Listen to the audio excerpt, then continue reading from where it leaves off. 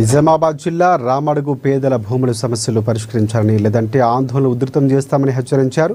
Survey number 1150లో పట్టాలు ఇచ్చిన 270 మందికి భూములు అప్పగించుకుంటే కబ్జాలకు వెళతామని రెవెన్యూ అటవీ శాఖ అధికారులు జాయింట్ సర్వే చేసి పేదల భూముల్లో అప్పగించాలని వారు డిమాండ్ చేశారు.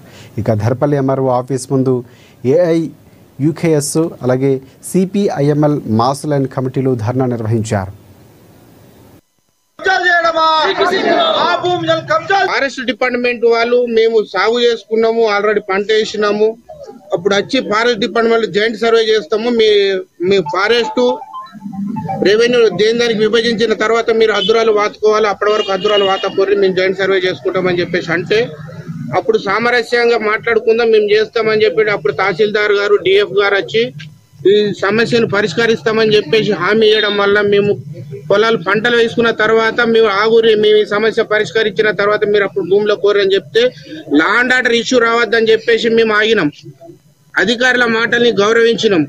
అప్పటి నుంచి ఇప్పటి వరకు మేము అధికారుల మాటలతో ఫారెస్ట్ డిపార్ట్మెంట్ డిఎఫ్ గారు వచ్చినా కానీ వాళ్ళు లా అండ్ ఆర్డర్ ఇష్యూ రాకుండా చూస్తాం సార్, మీది హద్దురాలు వివరాలకు హద్దురాలు సర్వే నెంబర్తో హద్దురాలు వాతేస్తాము, పాతిన తర్వాత మీరు ఎవరి లొకేషన్ వాళ్ళకి వెళ్ళి పంట పండించుకోవచ్చు, దీనికి ట్రాన్స్ఫార్మర్ కూడా కూర్చుని పెడతాము, మేము బోర్లు వేస్తాము, 5 బొక్కలు బోర్ వేసిస్తామని చెప్పేసి సిఎల్డి కింద అందరికి ఒడ్లు పోసి అక్కడ బోర్లు వేసుకోవడానికి అవకాశం ఇచ్చింది అన్నట్టు సెంట్రల్ గవర్నమెంట్ డబ్బులు కేటాయించి ఆ భూమిని చదివేయడం అనేది జరిగింది.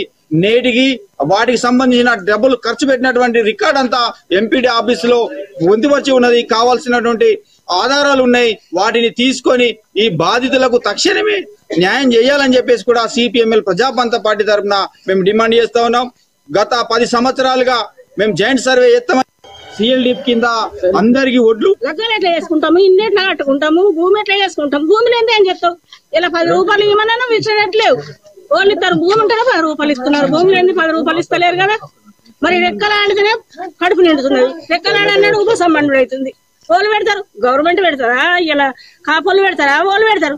రెక్కలు చేసుకుంటున్నాయి, రెక్కలతో కష్టం చేస్తేనే 10 రూపాయలు వస్తున్నాయి కదా.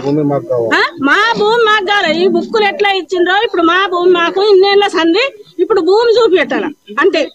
భూమి బుక్కులు ఇచ్చింది లెక్క కాదు, ఇప్పుడు భూమి చూపిస్తే పంట పండించుకుంటాం. బుక్కులు ఇస్తే ఏం లాభం ఉన్నది, అది మూలకెత్తే పోతున్నది.